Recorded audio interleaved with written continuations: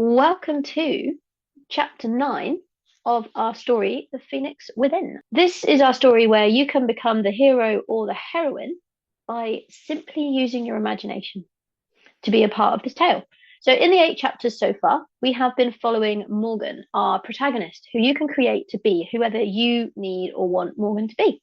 And if you haven't had a chance to join us so far, I tell this story in the first person with minimal description so that everyone listening or reading, when it becomes the blog or a book, can fill in the details and make the story more relevant for you. So Morgan was going through a bit of a rut at the start of our story. Life just felt difficult. But then Morgan learned a few new things from her webinar, some books from the library and a seminar. Morgan got a second job and is shifting their view of the world. Life is up and down, but Morgan feels much more positive about everything, even when they lost their job and their partner walked out. So life should be so much more than the usual born, school, good grades, get a job, get married, have a family, work till you retire with some weekends and maybe 4 weeks off a year, if you're lucky. Retire and hopefully have enough to pay for your funeral and some nice bits for the grandkids. So in chapter 8, Morgan received an eviction notice. 6 weeks to pay 2 rent installments, save a deposit, and find somewhere new to live while still earning not very much. So Morgan realized that they have a choice as to what they do next, and they took action to start finding a solution. They sent an email, visited the library for advice, but what will happen for Morgan next? Will it be more bad news or a little bit of respite? So chapter 9, I've called What Do You Believe? Monday morning, and I'm awake bright and early. Yes, I have to get to the university for my cleaning shift, but something else has me awake. My mind is buzzing with ideas, thoughts, worries, doubts, fears, quotes. It's quite overwhelming, actually. Ideas and thoughts are popping up around my eviction notice and lack of money. And then these are swiftly followed by worries. Then the doubts that I will be able to sort this out without resorting to sleeping on the streets, burrowing through bins for food, and then losing my 2 jobs due to poor hygiene and lack of address. Breathing is the only thing helping right now, and I am thankful to wherever that little voice comes from and my seemingly new ability to hear it. It creates a sense of calm in my current chaos, or what could be called chaos if I chose to embrace it. I have learned so much over the past few weeks from the books, seminars, and speaking to lots of new people, and I cannot express my gratitude. My whole world has changed.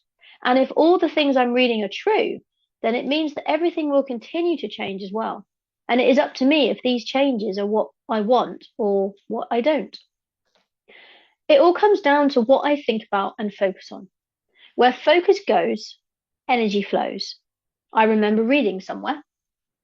So I've been focusing on sending my focus and attention onto solutions rather than the things I am lacking right now, which has me at odds with myself.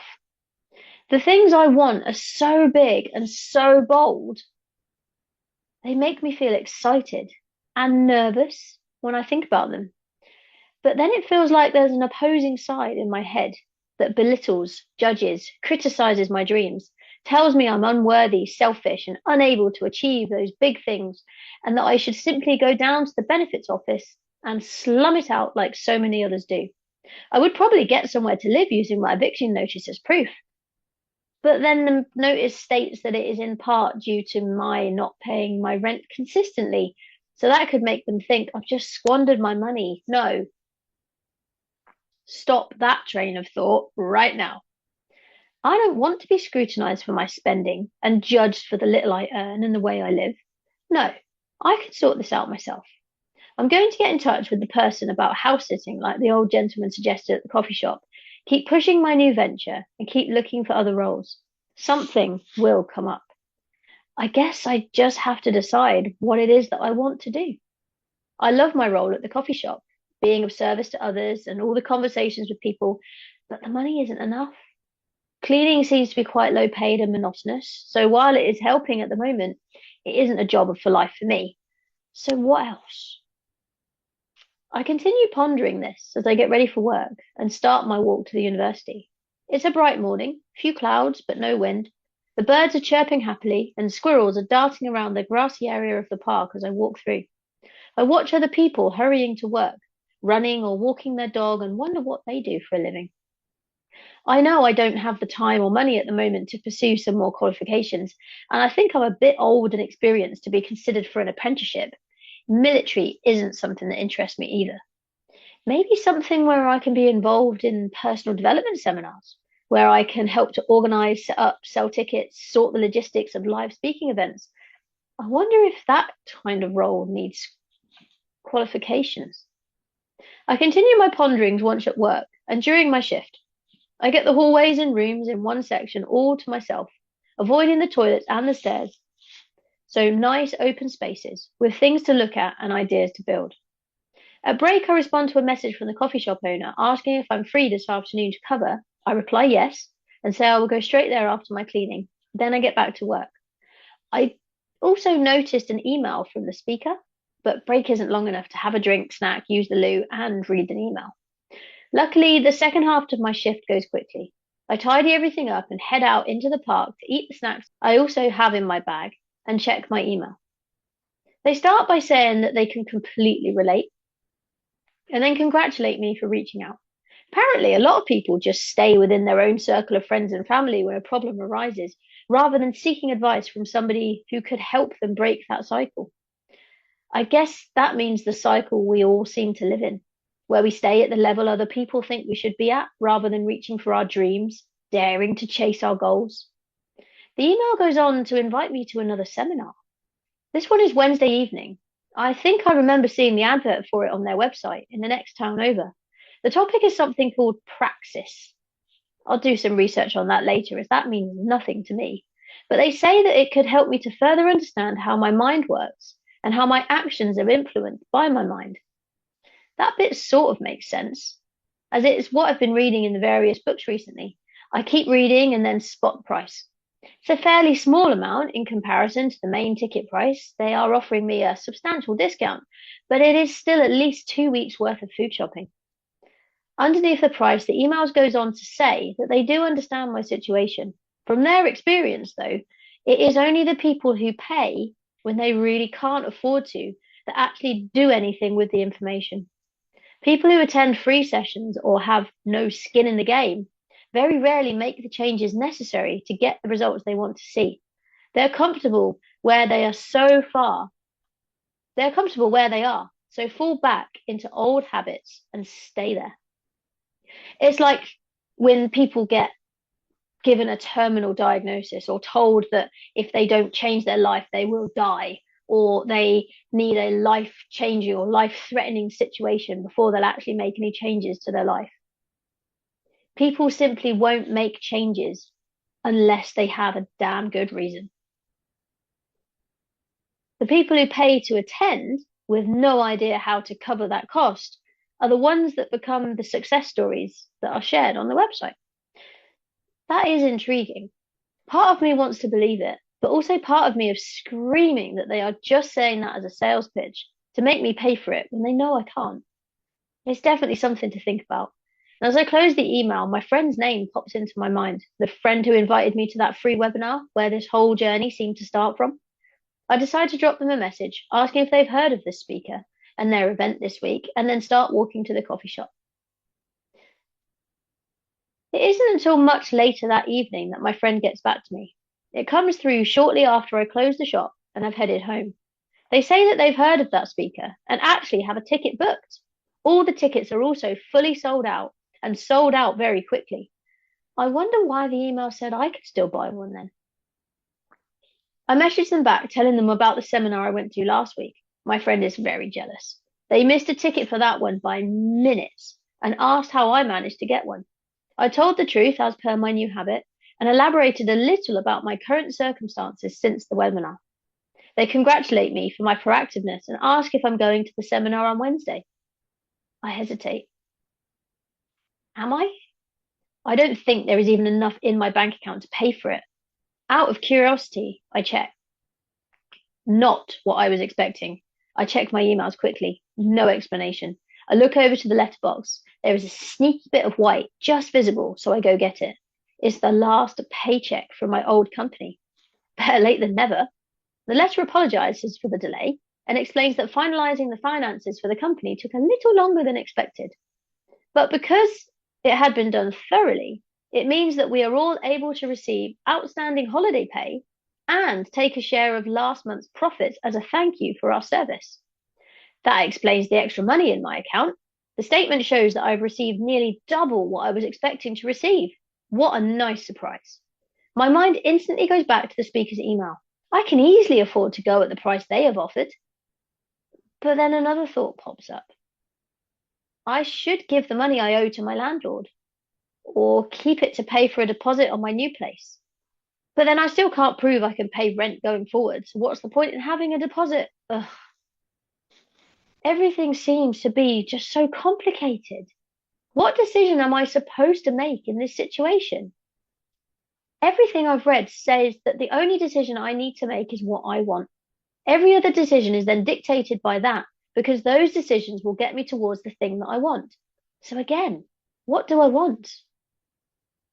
Right now, somewhere to live, a better paid job, to be able to attend this seminar and help me understand all this better, to be in the room with other like-minded people, shifting my environment from one of lack and low income to then being surrounded by people earning more and doing things that I want to be doing. The phrase "it" comes to mind. I open my laptop and reply to the email, thanking them for the information and the offer and accepting it. I am making a decision for me, regardless of the circumstances. I ask for the payment details and hit send, then head to take a shower. The speaker's reply is ready and waiting for me as I return, and I catch a glimpse of it on my way to sort my dinner. Curious, I open it, and they simply say that when the decision is made, the money will appear. I click the link to make payment and then reply saying thank you again and how much I'm looking forward to the event. I replied to my friend with the news, not sharing my reduced price, it doesn't seem relevant, and then have some dinner and settle down to watch some more recordings and read some more of my book before bed. Tuesday comes and goes. Cleaning shift goes well, and the late opening coffee shop shift. And before I know it, it's Wednesday morning. The seminar venue is at the other side of the university, so it doesn't seem sensible to go cleaning, then home, then travel back past the university for an event that starts at 4 o'clock that is over an hour away. It's a whole evening event, but I'll worry about how I'm getting home later. I pack a change of clothes, my smartest ones, lunch, some snacks, psycho-cybernetics, and you were born rich for the journey, and my water bottle, and head off for the cleaning shift. After work, I head to the bus stop, eating my lunch as I wait, and then spend the hour or so bus journey watching the countryside. I don't get to travel much outside of where I live, so this is a pleasant change. Rolling hills, trees, fields, a river and a wide bridge over it. It's a calming journey, and I'm feeling very excited about the seminar and the journey. Yes, I still have that niggling thought trying to push its way forward that wants me to feel guilty for spending this money, not only on the seminar, but also on the journey. I probably really shouldn't have spent money on myself when there are bills to pay, but that's the opinion of others, isn't it? All these books and information I've been getting says that spending on myself to improve myself is just as important as spending money on bills. I push the thoughts aside by watching the scenery as it goes past, focusing on the present moment rather than entertaining what-ifs that may never happen. I get off the bus near to the location of the seminar and walk the last part of the way. I've done some research and I know that there are some public seating areas near to the room where I can pass the hour or so before the start. I want to be early, in case it is the same as the one I attended before, as I would love to be in the front row. The seating is comfortable, and there is a small coffee shop in the corner of the large open space. I choose a small table by the windows and settle down with my books and notepad, pen at the ready to write down any thoughts or ideas that come up. Morgan, is that you? The excited voice brings me out of my daydreaming, and I look up to see my friend hurrying towards me. They look amazing, so happy, bouncy, healthy, and exceptionally well dressed. My word, I can't believe it's you. How long has it been? A fair while. You look amazing, I say back. We do a very quick catch-up before they introduce me to some of their team members. They are all really lovely, and we head over to the coffee shop to grab a drink. It feels amazing to be among a group of people like this, and conversation soon turns to things we've read, heard, or spoken to others about recently. Time seems to fly by. Before I know it, I've been adopted by this group of people, and even though I'm someone who tends to shy away from being around others, I actually quite enjoy it. I guess I've never enjoyed people's company before because the conversation always turns to doom and gloom. Whereas this group of people are discussing ideas, celebrations, and ways to get to a better life. Just before 4, there is an announcement, and we are asked to take our seats. My group happens to be near the entrance door and take our seats front and centre, exactly where I wanted to be. I'm sitting on the end of the group, next to my friends, and say as much to them. We ensure we are ready with notepads and pens at the ready, and there are some upbeat music playing in the background. It feels really different to the last seminar. I still have that wonderful feeling of anticipation in my stomach, but it feels even more amazing to know that I'm taking part this time rather than facilitating. The introducer walks out, does their bit, and then the speaker comes on stage. They look around the audience and wave, waiting for the applause to die down before starting. And then the next hour all blurs into one. At the break, I turn to my friend and simply say, "Wow." "I know, right?" they reply. "So many golden nuggets. I don't think I brought a big enough notepad." I nod, agree, and look down at mine. I'm not sure how much of it makes sense, as I seem to have been an autopilot, writing single words and sentences rather than actual coherent information. But my word, what a great session. Praxis, I've learned, is the alignment of belief with behavior, which basically means that our behavior is based on our beliefs. If we want to change our lives, we need to change our actions, our behaviors, our habits. But these changes will be short-lived unless we also change our beliefs about ourselves. They gave the example of someone wanting to lose weight.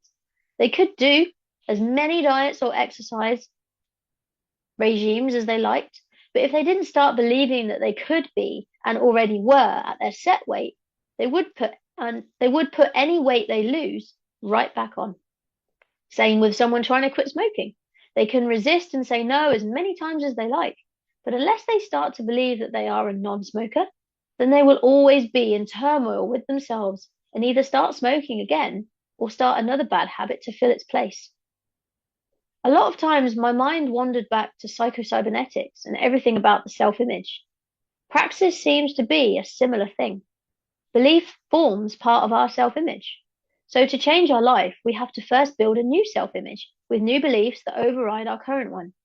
If we don't change our self-image and beliefs first, we will simply have constant imposter syndrome, and no amount of willpower will be able to overcome the bad habits and beliefs that have got us to where we are today. To change our lives, we have to start on the inside. We have to choose what we want to be, believe we are already that person, and start acting like them. The physical world will then catch up. But if we simply try to change the physical world first, it will just be hard and eventually fail. Some really hard-hitting but logical ideas. Our current self-image and beliefs have got us to where we are today. To get somewhere new, we have to change the programming, or we simply stay stuck in the cycle we're in. There was a selection of snacks and hot drinks available at the break in a buffet setup. I waited with my friend and their group to get our food, and then we found a table with enough chairs that we could all sit around it. We discussed the seminar contents as we ate, and also shared some personal stories about our lives that were relevant to what we'd been hearing. I shared the journey I've been on in the last 2 months or so, and the others applauded my persistence in not giving in. They all agreed that something good was on its way for me. It simply had to be, and reassured me that all I had to do was keep going. That made my heart sing. I also mentioned my little side hustle and wrote down a few of their numbers to call back during the week or weekend to see if it was something they would like to get involved in as well. Apparently, having multiple sources of income can actually be more secure and lucrative than relying on just one. That was also very reassuring to hear. And many of the group discussed the different things that they do for their income as well. After half an hour, we were called to start returning to the room to get ready for part 2. The second half was more of a working session, with lots of activities to get us thinking about our current beliefs and how we could replace them in order to make the changes we wanted to see in our lives. Again, the hour passed in what seemed like minutes, and my head was swimming in ideas, on the brink of overwhelm, when the session came to an end shortly before 7. Massive applause and thanks for the speaker spread throughout the room, and we were all invited to again have a few refreshments and mingle with the other guests before leaving. I know the last bus It's just before 9, so I feel comfortable staying for a little while longer. I mingle with the other members of the audience and make sure that I caught the speaker briefly to say thank you for the opportunity and the ideas that were now flooding through my mind. They asked me to stay in touch and let them know how things go for me as I make the changes I want to see in my life. They seem very definite that I would be making some big changes and reach the goals that I'm setting for myself. I catch up with my friend and the others, and they ask how I was getting home. I told them by bus as I was between cars, which is the truth, and one offered to give me a lift as there were already a few heading that way.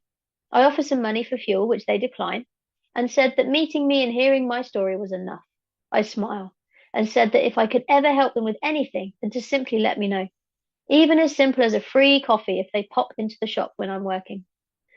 Eventually, the room started to empty as people headed home, and I said goodbye to my new friends.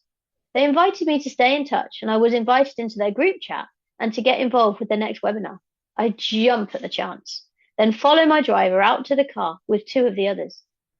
The drive home was really nice. We discussed the seminar even further and get to know each other better in the meantime. I was surprised I was the first to be dropped off. The others lived even further away. I thanked them for the evening and for the ride home and then head indoors. Exhaustion hit me like a shockwave as I closed the door behind me. I can't remember the last time I felt this exhausted. All I could manage was to sort my bag and brush my teeth. I didn't even manage to get fully undressed. I guess it is true that you can get just as tired from thinking as you can from a gym workout or a run, but it was so worth it. And I slept like a log until my alarm went off the next morning. And that's chapter 9. So I hope you all enjoyed. I also hope that you can join me on Thursday for chapter 10. So we only have 10, 11, 12, 4 more sessions left. And then I have a lot of intention to get it edited a little bit more and hopefully get this written as an actual published book early next year. So again, if you have any ideas of where the story could go next, please, please, please do not hesitate to get in touch. I'm always open to new ideas. See where if you can mold the story in a way that is helpful to you, then I'm more than happy to give it a go. But for now, thank you again for joining me. Thank you if you're watching this on the replay or on the recording or on the podcast or reading it on the blog, although you won't hear this bit if you're reading it on, whatever. And I hope you have a lovely rest of your evening. Have a good one. Bye-bye.